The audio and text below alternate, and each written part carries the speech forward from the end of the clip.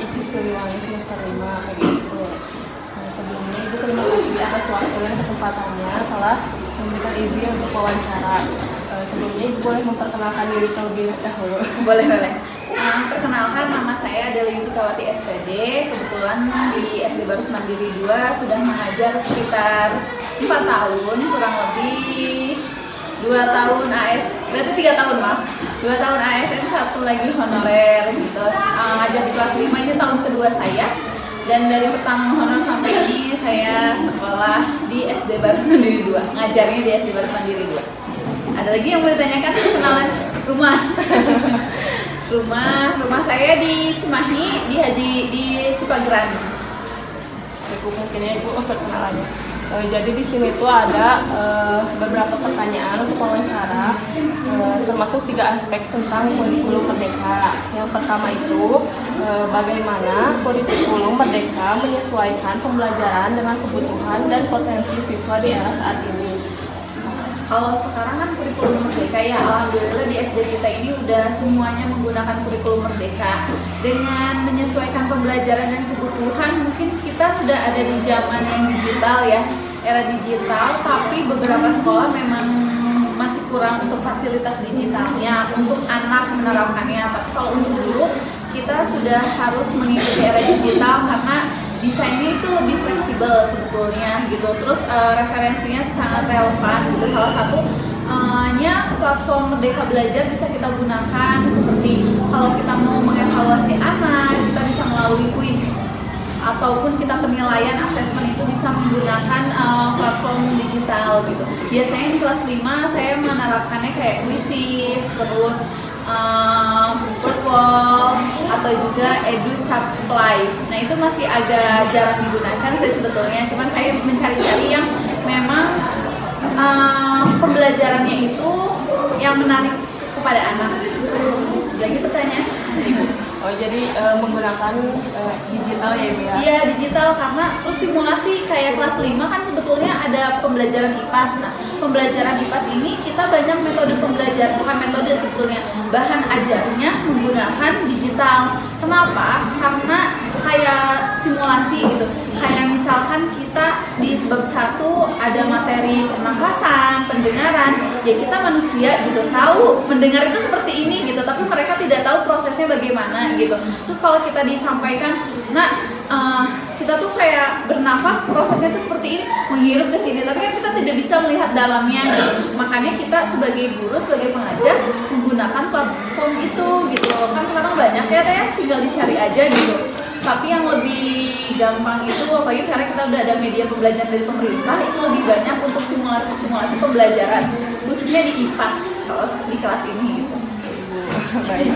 Yang selanjutnya Ibu, dalam pandangan Ibu, bagaimana kurikulum Merdeka mendukung terciptanya pembelajaran yang bermakna bagi siswa? Kurikulum Merdeka itu kan mendorong pembelajaran yang bermakna gitu, dimana pembelajarannya itu harus berpusat pada siswa atau student center gitu ya. Student center di sini tuh jadi bukan hanya kita yang memberikan materi terus gitu, tapi anak harus bisa menggali pengetahuannya sendiri gitu.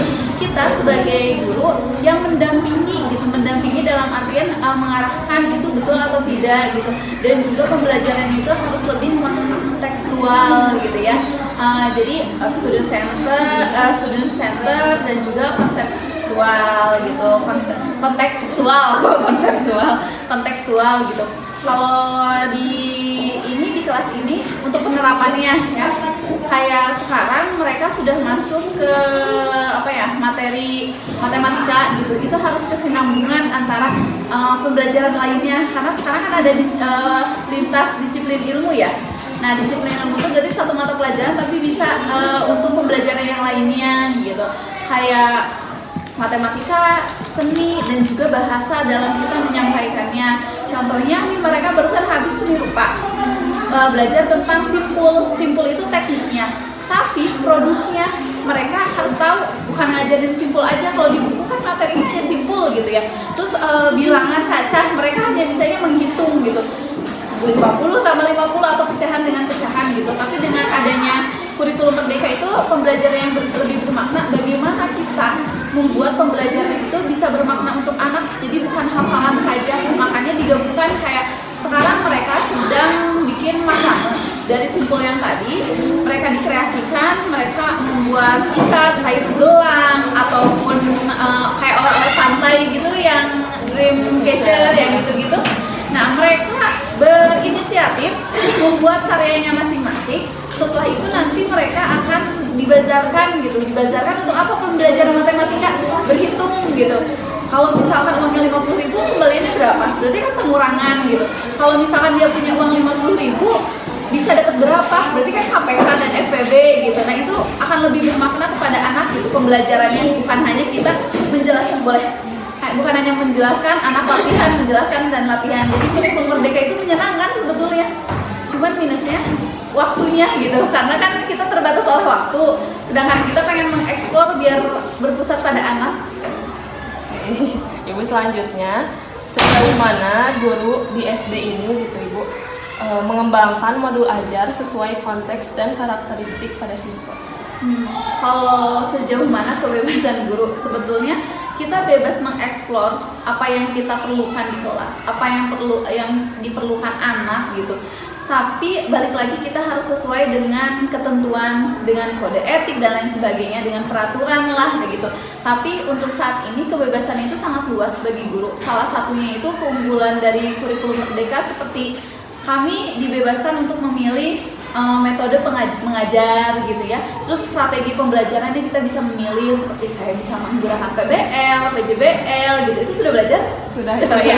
Kayak misalnya kalau selama kuliah saya pun masih mikirkan, ini untuk apa sih PJBL gitu, PBL untuk apa sih gitu, zigzag, jigsaw ataupun apa tuh buat apa gitu, kayak inquiry gitu atau apa-apa. Ternyata itu dibutuhkan ketika kita melihat bagaimana anak itu butuhinnya seperti apa sih pembelajarannya, terus karakteristik anakku apa sih. Nah, itu ternyata di kurikulum merdeka kita dibebaskannya seperti itu gitu.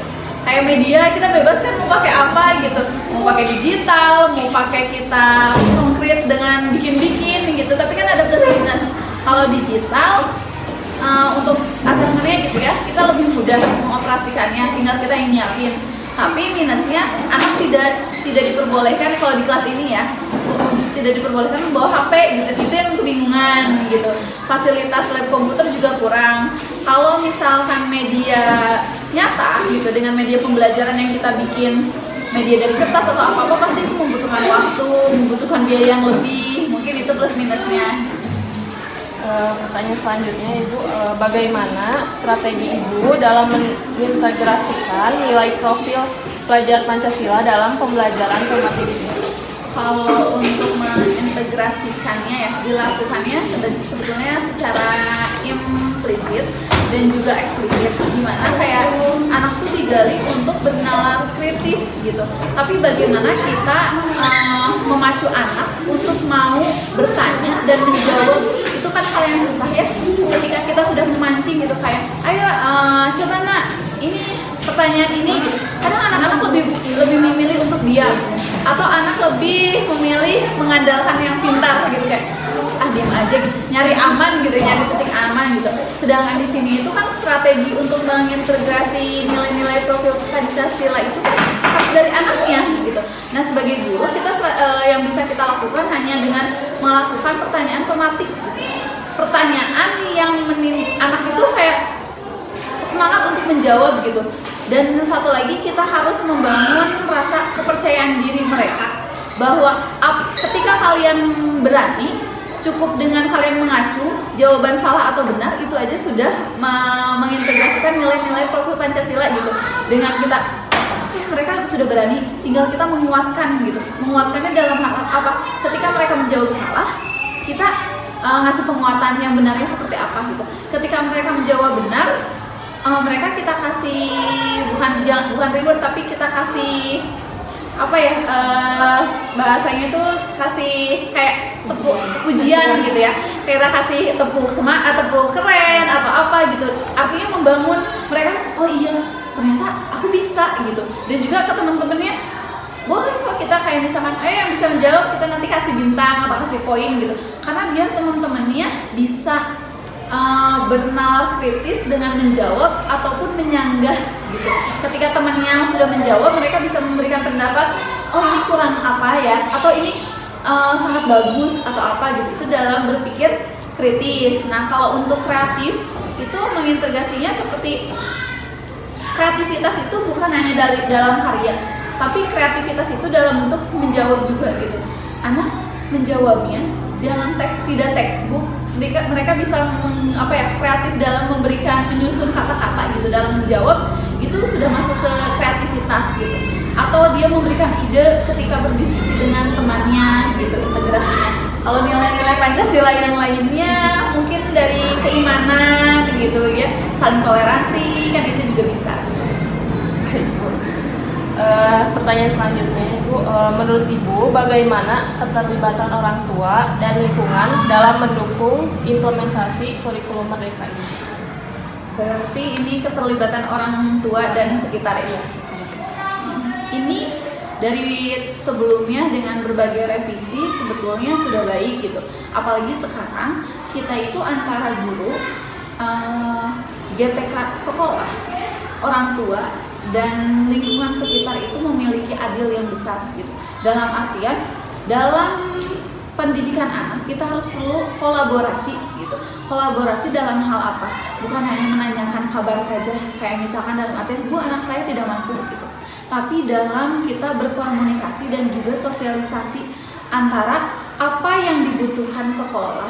Misalkan kita sekolah itu butuhnya orang tua mendampingi anak di rumah bagaimana, dan juga orang tua menyampaikan kesulitan anak itu, kesulitan anak yang dihadapi itu apakah ada faktor dari keluarga atau dari teman ataupun lingkungan sekitar, dan juga ini lingkungan sekitar gitu, kayak tetangga-tetangga sekolah gitu ya, atau rumah yang ada di sekolah itu membuat komunikasi yang baik dengan sekolah itu akan menghantarkan anak-anak juga dalam bersosialisasi. Dalam artian apa yang mereka lihat di lingkungan sekitar itu akan menjadi contoh, dan sebaliknya sekolah, warga sekolah juga harus memberi contoh yang baik kepada lingkungan. Jangan sampai kita itu sekolah ada di tengah-tengah lingkungan masyarakat, jangan sampai ada yang dirugikan gitu. Jadi penerapan yang tadi profil pelajar Pancasila juga diterapkan di sini gitu, untuk sopan santun anak-anak gitu. Jadi Keterlibatan orang tua itu sangat penting ya sama lingkungan gitu. sama lingkungan itu sangat diperlukan gitu. Apalagi sekarang kegiatan-kegiatan sekolah ya kan, harus ada yang namanya orang tua terlibat. Kayak misalkan kita ada acara hari santri kemarin gitu, orang tua ikut adil apa ya kegiatan yang akan kita lakukan. Entah itu orang tuanya menjadi panitia ataupun orang tuanya yang mengatur anak-anak saat kegiatan gitu. Dan juga misalkan kayak kemarin kita mau ada referensi, oh iya profesi orang tua gitu, kan sebetulnya itu menjadi sumber pembelajaran kita. Kayak kita di kelas 5 ada yang namanya hobi dan juga cita-cita anak. Dengan keterlibatan orang tua, kita bisa mencari informasi orang tua mana yang bersedia untuk menjadi sumber pembelajaran mereka. Jadi bukan hanya dari guru saja. Kalau saya misalnya ngajarin, nak cita-citanya mau jadi apa? Jadi guru. Kita bisa menyampaikan gitu. Ketika tiba-tiba anak, Bu, saya cita-cita pengen dokter, saya ingin jadi polisi, ingin jadi tentara. Kan kita bisa bersosialisasi dengan orang tua mana yang bersedia untuk menyampaikan bagaimana sih caranya untuk bisa mencapai cita-cita anak-anak gitu. Itu bisa ikut gitu. Kalau kurikulum merdeka itu lebih enak sebetulnya, tinggal bagaimana kita mengkomunikasikan dengan orang gitu. Kalau kita pikir, aduh takut mengganggu, kita bisa komunikasi, Ibu, kita ada pembelajaran ini dan lain sebagainya. Orang tua akan lebih senang gitu ketika kita mengajak berkolaborasi. Alhamdulillah kepala sekolah kami dari awal itu sudah memberitahu hal seperti ini kepada guru-guru, dan guru-guru juga diberi kesempatan di awal pembelajaran untuk ketemu semua orang tua. Wajib semua orang, kalau wajib sholat ya gitu, kayak diharapkan semua orang tua itu datang dan menyampaikan program kerja kita dan program pengajaran kita dari 1 semester, bahkan 2 semester 1 tahun itu kita menyampaikan program di kelas 5 itu ada apa saja. Barangkali misalkan kita ada materi ini, apakah Bapak Ibu bisa membantu kita gitu, itu disampaikan gitu. kayak saya nanti akan ada pemadam kebakaran kayak gitu, kita lagi koordinasi juga sama kelas. Mungkin itu sih keterlibatan orang tua dan lingkungan sekitar. Oke, Bu. Lalu sekarang ke aspek yang kurikulum Merdeka revisinya, Ibu. Yang pertama, menurut Ibu apa perubahan yang Ibu rasakan setelah diterapkannya kurikulum Merdeka revisi ini? Kalau dengan adanya revisi itu sebetulnya kayak membuat kita adanya pergeseran pemikiran gitu, antara yang kemarin mungkin di awal-awal kita masih pasti namanya ada perubahan pasti kita akan kebingungan, tapi lambat laun dengan kita mempelajari akan lebih bisa menyelesaikan apa kesulitan kita, dan juga iya ternyata penerapan kurikulum Merdeka ini memastikan terhadap pemahaman siswa sih, lebih ke pemahaman siswa. Oke, Bu. Pertanyaan selanjutnya, bagaimana revisi kurikulum Merdeka mempengaruhi pembelajaran khususnya dalam P5 ini? Penerapan kegiatan di P5? Iya, iya Ibu, mempengaruhinya gitu Bu, pembelajarannya. Untuk revisi ya, berarti ini revisi yang tahun 2024? Iya. Yang terbaru atau yang sebelum terbaru? Yang terbaru. Mungkin jadi ada yang memperkuatnya juga, ada yang mempermudah dalam pelaksanaan P5-nya gitu. Untuk strukturnya gitu, untuk pembelajaran sebetulnya dirasakannya itu apa ya? Untuk pembelajarannya gitu kan, semua P5 itu lebih ke proyek gitu. Itu lebih mudahnya karena diadaptasi dari kegiatan lokal sekolah gitu. Kayak P5 yang kita terapkan itu seperti gaya hidup yang berkelanjutan gitu. Kita lokalnya kenapa? Karena kan sekarang kita lagi krisis pembuang sampah ya gitu, sedang tidak boleh lagi membuang sampah gitu. Nah di situ kita makanya mengadaptasinya struktur pembelajarannya dengan penguatan profilnya gitu. Untuk proyeknya kita ngambilnya lebih ke ngambil materi gaya hidup berkelanjutan. Yang ketiga yaitu untuk kurikulum Merdeka revisi bagaimana penerapan dalam kegiatan belajar di SD. Untuk penerapannya sebetulnya dalam pengaturan ruang kelas itu lebih fleksibel karena tidak harus berbasis untuk memfasilitasi kerja kelompok saja, tapi penggunaan buku teks yang lebih sederhana dan menarik, serta juga pemberian tugas-tugas yang terbuka yang menantang anak itu untuk kreativitas dan juga penalaran siswa gitu. Jadi pembelajaran lebih banyak dilakukan melalui eksperimen, diskusi, dan juga proyek. Kalau eksperimen berarti kan anak harus mencoba gitu. Kalau untuk kelompoknya pasti ini melibatkan untuk tadi biar bisa bersosialisasi, bergotong royongnya pasti secara berdiskusi gitu. Berdiskusi bisa bersama temannya, bisa antar kelompok atau dengan kelompok sendiri, ataupun berdiskusi dengan guru. Dan yang terakhirnya pasti proyeknya ya, hasilnya gitu. Baik Bu, selanjutnya bagaimana dukungan dari satuan pendidikan itu Bu dalam membantu gurunya beradaptasi dengan adanya revisi kurikulum? Setiap ada revisi, setiap ada pergantian kurikulum, pasti guru yang lebih dahulu ya gitu. Alhamdulillah untuk dukungan pemerintah dan juga satuan pendidikan di SD Baros Mandiri 2, kita sebagai guru diberikan penguatan dengan cara pelatihan atau pendampingan, seperti kita mengikuti IHT atau kita mengikuti Zoom. Kalau dengan waktunya yang kita singkat, biasanya kita lewat Zoom, ataupun kita sebetulnya di awal pembelajaran kita harus mengikuti in-house training dulu. Dengan kurikulum yang sekarang ada revisi, kita mengikuti seperti sekarang kan ada pembelajaran mendalam. Kita sebelum pembelajaran udah alhamdulillah sekolah memfasilitasi untuk kita mengikuti kegiatan tersebut. Lalu kita juga dengan adanya PMM gitu ya, dengan adanya PMM kita bisa mencari gitu modul ajarnya seperti apa gitu, video inspirasinya seperti apa gitu, dan juga bahan-bahan kita untuk mendapatkan tambahan pengetahuan untuk kurikulum revisi ini lebih mudah gitu. Modul ajar kan ada juga ya di PMM gitu. Terus kita juga bisa lewat komunitas belajar gitu, baik di PMM maupun komunitas belajar sekolah. Alhamdulillah SD Baros Mandiri 2 ada komunitas guru gitu, ada guru belajar namanya Bisitria, di mana bukan anak saja yang belajar, tapi gurunya juga harus belajar gitu. Belajar itu dalam artian dari guru dengan guru, guru dengan kepala sekolah dengan guru. Pokoknya kita tuh sama-sama belajar. Di SD Baros Mandiri 2 untuk guru-gurunya ada hari belajar di hari Jumat.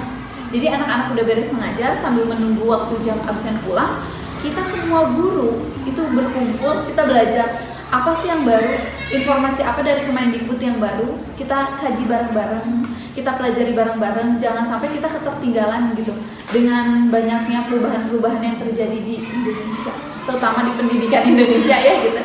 Sangat memfasilitasi. Alhamdulillah sangat memfasilitasi, dan saya kebetulan menjadi koordinator juga dalam guru belajar gitu. Jadi tiap minggu materinya apa gitu, bahkan Bapak Kepala Sekolah yang sekarang dari awal kita yang lain libur, sebelum anak masuk sekolah kita 1 minggu sebelumnya kita sudah masuk sekolah. Dimana itu kita merancang semua program sekolah. Salah satunya yaitu kalau KKG kan kita sama gugus ya. KKG itu kelompok kerja guru KKG. Itu satu gugus sebaros se-Cimahi Tengah gitu. Nah, di sekolah juga kita bikin tiap hari Jumat, kita harus ada agendanya. Minggu 1 bulan itu ada 4 minggu. Kita ada 2 kali pertemuan dalam 1 bulan. Nah, itu kita nentuin minggu pertama di awal bulan kita mau tentang apa. Misalkan kemarin kita yang dibutuhkan parenting. Kan kita keberhasilan anak dalam dunia pendidikan itu bukan dari guru saja, tapi dari pendampingan. Kita harus mengetahui latar belakang orang tua gitu. Makanya kita parenting dulu bagaimana gitu. Minggu keduanya itu biasanya kita menganalisis di kelas masing-masing. Di minggu ketiganya kita ketemu lagi, bahasannya kita mau tentang apa. Jadi tiap minggu di hari Jumat kayak sekarang itu kita berkumpul mendiskusikan apa yang kurang dan ada kejadian apa di sekolah itu kita sampaikan. Jadi alhamdulillah sih sekolah ini semuanya solid dan mau membantu gitu. Ketika di kelas saya ada masalah tentang anak ataupun tentang pembelajaran, kita didiskusikan dulu dengan rekan satu rombel, setelah itu dengan guru mapel, dari guru mapel atau kepala sekolah, baru kita selesaikan gitu. Jadi tidak bisa langsung yang anak ada yang berbuat masalah kita hukum, sudah tidak bisa ya. Kalau sekarang kayak aduh gitu. Oke Bu, terus menurut Ibu apa aspek apa yang masih perlu gitu disempurnakan dari kurikulum Merdeka Revisi agar lebih efektif? Aspek di fasilitas inklusi kalau menurut saya, karena semakin kesini tidak dipungkiri masih ada beberapa siswa yang hadir menjadi siswa kita itu yang butuh pendampingan secara khusus gitu. Tapi guru SD itu kudu bener sagala bisa ya. Kudu sabar dan sagala bisa. Sagala bisa dalam artian sudah kita mengajar semua mata pelajaran gitu ya, diibaratkannya menjadi guru kelas, menjadi pendamping, dan kita juga dituntut untuk tetap bisa mendampingi anak yang berkebutuhan khusus. Sedangkan kita tidak mempunyai di awal pembelajaran kayak saya di PGSD alhamdulillah dibekali oleh pendidikan inklusi gitu. Tapi kan kita tidak secara mendalam gitu. Setiap tahunnya yang berkebutuhan khusus itu berbeda-beda, dan disitulah mungkin yang menurut saya yang perlu disempurnakan atau perlu apa ya, setiap guru itu harus terus dikasih bekal gitu, bahwa guru berkebutuhan khusus itu berbeda macamnya gitu, dan penanganannya seperti apa. Dan yang paling beratnya itu kenapa saya minta disempurnakan, karena yang paling berat adalah bagaimana kita harus bisa menyampaikan kepada teman-teman dan mengajak teman-teman tuh, dalam artian teman-teman di sini anak-anak saya, untuk bisa tetap merangkul anak yang berkebutuhan khusus gitu. Anak berkebutuhan khusus bukan bisa dilihat dari fisiknya saja, tapi berkebutuhan khusus dalam pendampingan kayak hiperaktif dan lain sebagainya. Nah mungkin itu yang harus diperdalam lagi gitu, dan juga kita harus melihat dari asesmen diagnostiknya gitu, dari awal yang lebih sederhana dan aplikatif untuk guru kelas masih bisa ditingkatkan gitu. Dalam artian di daerah itu terbatas gitu, sedangkan di beberapa daerah juga sumber digitalnya masih susah diakses gitu. Kadang kita juga untuk beberapa fasilitas kan itu sulit gitu. Kalau sekarang kayaknya semua SD kan katanya harus inklusi, tapi untuk fasilitasnya, dukungannya itu sih yang mungkin saya perlu diperkuat. Oke Ibu. Lalu pertanyaan selanjutnya Ibu, bagaimana peran Ibu gitu sebagai guru dalam memahami dan menerapkan prinsip pembelajaran yang berpusat pada siswa dalam kurikulum Merdeka ini? Karena pembelajaran yang berpusat pada siswa, berarti kita sebagai guru itu sebagai fasilitator gitu. Fasilitator di sini tugasnya itu seperti kita harus merancang pembelajaran dengan sangat baik gitu. sebelum merancang itu kita juga harus mengetahui dulu gitu karakteristik anak, kebutuhan siswa gitu, dan juga sumber daya pendukung gitu. Kita bisa merancang pembelajaran sedemikian rupa bagus, tapi ketika anak belum ada mencapai di kemampuan itu akan lebih sulit. Makanya kita sebagai fasilitator harus bisa merancang dulu pengalaman belajar yang memicu anak ingin tahu gitu. Jadi yang pertama kita harus merancang, yang kedua kita harus memandu siswa gitu. Memandu siswa itu dengan cara apa? Memandu siswa untuk menemukan jawabannya, tapi bukan kita yang ngasih jawaban gitu, tapi memandu bagaimana anak bisa menjawab, dan juga kita memberikan informasi secara singkatnya gitu. Tapi dengan cara tadi kita harus memandu siswa menemukan jawaban, bukan kita ngasih jawaban informasi semuanya, tapi kita gimana mengarahkan, ngasih clue gitu, kayak ngasih poin-poin intinya gitu. Setelah itu kita harus mengobservasi gitu. Observasinya dalam apa? Dalam memberikan umpan balik ataupun kita mengobservasi ketika pembelajaran. Observasinya bagaimana?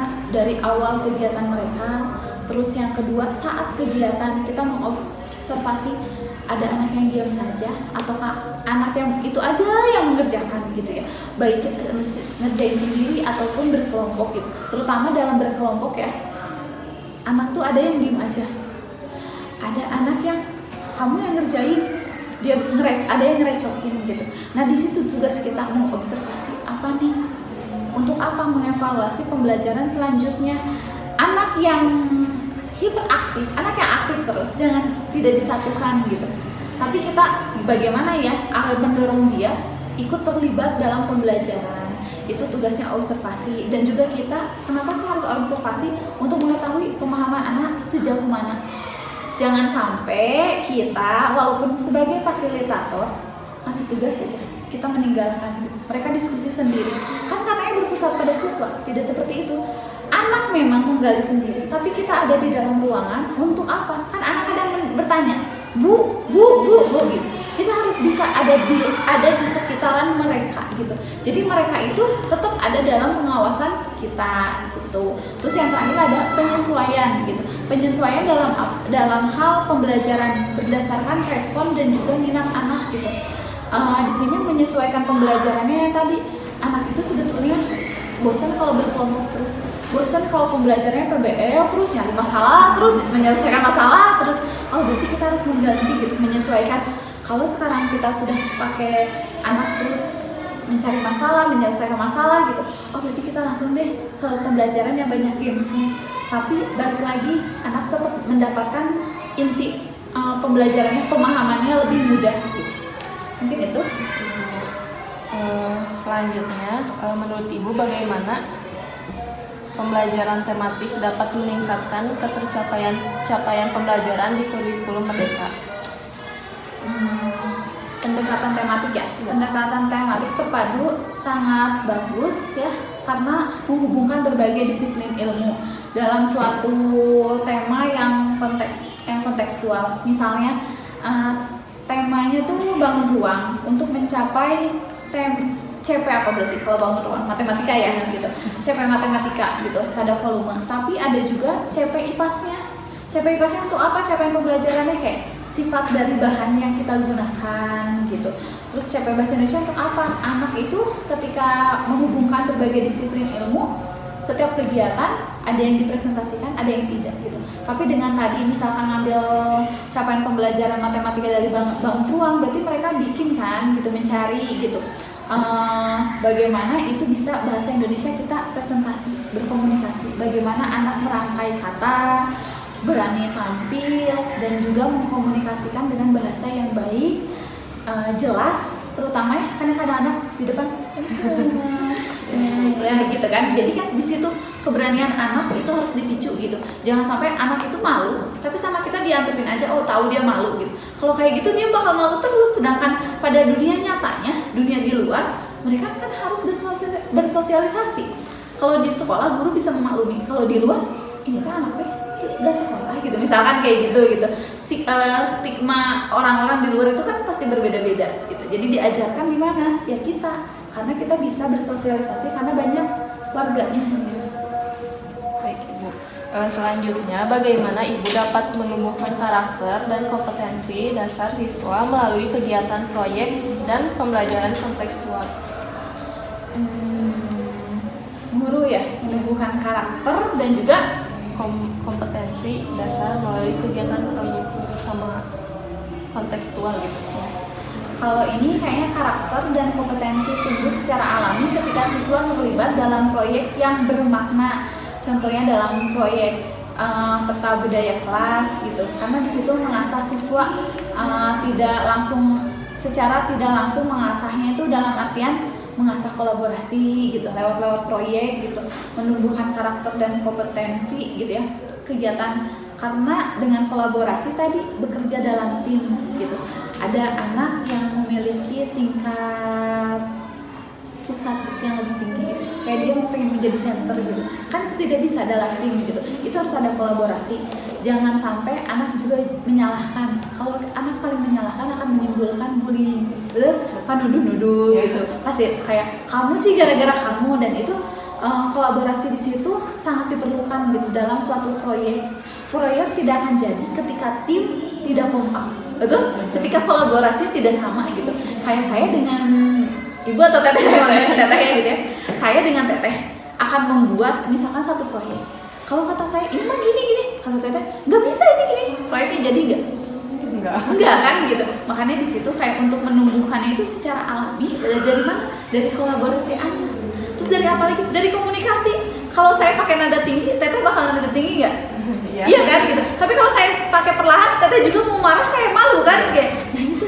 Jadi apa yang menumbuhkan karakter anak itu keterlibatannya secara langsung gitu. Kalau kita dikasih nada rendah, pasti jawabannya juga akan rendah gitu. Komunikasinya, ketika kita pakai bahasanya bagus, dijawabnya pasti bagus. Kalau anak dalam komunikasinya menggunakan bahasa yang tidak baik, bahasa yang kasar, temennya memicu emosi nggak? Emosi. Sedangkan sekarang di kurikulum Merdeka kita harus menerapkan pembelajaran sosial emosional. Sosial emosional berarti bagaimana anak bisa nyaman, aman, dan juga emosinya stabil gitu, dan juga kreativitas gitu. Tadi proyeknya misalkan peta budaya kelas gitu, peta budaya, berarti kita mendesain petanya bagaimana gitu. Ini mau dihiasnya apa, petanya mau dari mana letaknya, judulnya mau di mana, berarti kan harus ada ide setiap siswa gitu. Di situ kan karakter anak bakal terlihat mana yang dominan, mana yang tidak gitu. Anaknya memberikan ide atau tidak, desainnya seperti apa, disetujui nggak sama anggota keluarganya, anggota keluarga jadinya anggota kelompoknya gitu, atau anggota siswa. Dan yang terakhir adalah karakter menghargai keragaman gitu. Guru itu perlu merancang proyek yang baik dan memastikan nilai-nilai tersebut terrefleksi dalam prosesnya gitu. Jadi tetap tadi yang pendampingan dan juga merefleksi tugas yang kita berikan ini tuh relevan gak sih sama anak gitu, anak tuh mampu atau Ibu, apa strategi yang Ibu gunakan untuk menyesuaikan pembelajaran dengan tahap perkembangan anak? strategi pembelajaran yang disesuaikan ya pada tahap perkembangan anak. Sebetulnya untuk strategi itu pasti kita dengan bekal yang informasi-informasi dari para menurut ahli atau dari kita, yang kemampuan kita yang udah diketahui gitu. Apalagi notabene kita jadi guru SD, berarti kita harus sudah tahu gitu ya, bahwa kita itu mengajarkan harus sesuai dengan perkembangan anak usianya gitu, usia anak SD. Berarti kan terutama di kelas SD kan ada 6 tahapan, 6 tahapan berarti ya, kelas 1 sampai kelas 6 gitu. 6 tahun mereka belajar, berarti perkembangannya harus disesuaikan gitu. Apalagi untuk pembelajaran kita bagi misalkan menjadi 2 ya. Kelas 1 sampai kelas 3 biasanya itu adalah kelas rendah gitu. Tapi kan kalau sekarang ada per fasenya gitu. Fase A, fase B, fase C gitu. Untuk fase A kita bisa menggunakan strategi pembelajaran sesuai kemampuan perkembangan anak dengan cara pembelajaran yang menarik. Anak kan masih suka bernyanyi gitu, pembawaan mereka waktu masih di taman kanak-kanak gitu, mereka lewat nyanyian atau misalkan permainan gitu. Dan juga kita mengajarkan kepada anak membawa bukti konkretnya gitu, karena anak itu harus dengan benda nyatanya gitu. Entah itu contohnya di pembelajaran matematika gitu, kita bawa nih kayak penjumlahan atau pengurangan, kita bawa barang dengan jumlah yang akan kita pelajari, misalkan menghitung sampai angka 10, berarti kita bisa menggunakan bebek-bebekan atau misalkan pakai telur gitu. Pengurangan telurnya pecah kan bisa, atau penjumlahan berarti kita beli permen, terus beli permen rasa apa lagi gitu. Nah, itu dibutuhkan sesuai perkembangan anak di kelas rendah. Pembelajaran yang lainnya konkret artian apanya? Konkret yang lainnya seperti kita belajar tentang mengenal bagian tubuh gitu. Kan kita bisa menggunakan gambar yang menarik. Iya, gambarnya gambar tubuh, bagian-bagian manusia, kepala, tangan gitu, kaki gitu. Tapi kan pinggir-pinggirnya kita bisa pakai hiasan. Entah itu kita kasih tema laut, kita tema hutan dan lain-lain yang bikin anak lebih menarik gitu. Lewat nyanyian, misalkan tadi udah pakai gambarnya, kita pakai nyanyiannya, misalkan kepala, pundak, lutut kan itu masih bisa gitu, atau yang lainnya gitu. Tapi akan berbeda halnya strategi yang tadi kita terapkan di kelas yang tinggi, misalkan di kelas 5 atau kelas 6, itu akan berbeda halnya gitu, karena kemampuan mereka itu harus udah ada di tahap mereka perkenalan yang lebih kompleks gitu. Kalau tadi di anak di usia di kelas 1, 2, 3 itu biasanya banyak menggunakan nyanyian, permainan, dan juga konkret gitu. Kalau di kelas tinggi biasanya itu mereka dikenal proyek yang lebih kompleks karena harus ada tantangannya untuk mereka berpikir kritis, dan juga mereka belajar untuk berdiskusi gitu. Berdiskusi yang tadi untuk saling berpendapat atau lain sebagainya gitu. Kayak tadi yang saya ceritakan bahwa kalau kelas 1 kita bisa diajak keretaan gitu untuk mengukur ruang kelas ini gitu. Kayak kita naik kereta api itu tuh dari sini ujung sini ke ujung sini, ke ujung sana ke sana dan sana gitu misalnya. Kan akan berbeda halnya ketika anak kelas tinggi diajak kayak gitu. Ibu mau apa sih kereta-keretaan gitu, langsung rumus aja gitu. Nah, berarti kan kebutuhan sesuai dengan perkembangan anak itu memang sangat diperlukan gitu. Kenapa sama? Boleh. Nah, terus biasanya kalau di kelas yang tinggi itu saya selalu memastikan aktivitas yang saya rancang sesuai dengan kemampuan kognitif, motorik, dan juga sosial emosional di usia mereka gitu. Tapi tadi walaupun di kelas rendah permainan, tapi di kelas tinggi juga kita bisa menggunakan permainan itu. Tapi tahapan soal atau pembelajarannya mereka lebih tinggi gitu, lebih kompleks. Seperti tadi kita bisa menggunakan monopoli permainan, tapi berbeda halnya kalau monopoli di kelas rendah atau ular tangga di kelas rendah memang permainan pada kenyataannya dengan bilangan yang lebih kecil. Tapi kalau di kelas tinggi kita bisa selipkan di kartu monopolinya soal KPK yang lebih rumit, atau misalkan pada pembelajaran bahasa Inggris ada soal menyusun kalimat gitu bahasa Inggris. Kan itu berarti mereka bikinnya kompleks, enggak yang langsung ini langsung kita jawab gitu. Mungkin itu kalau sesuai dengan perkembangan siswanya. Baik Ibu, pertanyaan terakhir, menurut pengalaman Ibu bagaimana penerapan kurikulum merdeka berdampak pada motivasi dan hasil belajar siswa?